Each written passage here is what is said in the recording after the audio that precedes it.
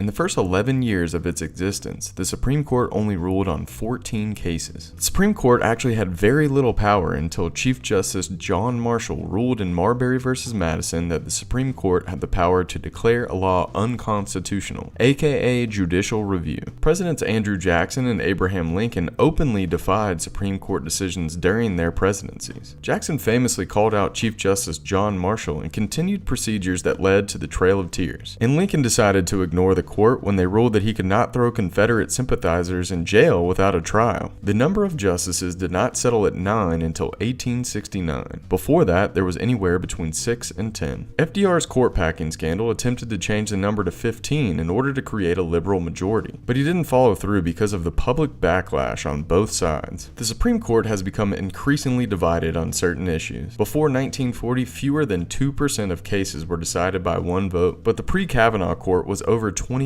of cases decided by one vote. The Cavanaugh confirmation was the second closest successful confirmation in the history of the U.S. Supreme Court. Only Justice Stanley Matthews' confirmation in 1881 was closer. William Howard Taft is the only president in history to become a Chief Justice after finishing his term as president. Perhaps the strangest case that the Supreme Court ever decided was Nix versus Hedden in 1893 that determined once and for all that tomatoes were a vegetable and not a fruit. Ruth Bader Ginsburg, aka Notorious RBG, is currently the wealthiest Supreme Court justice at a net worth of about $18 million.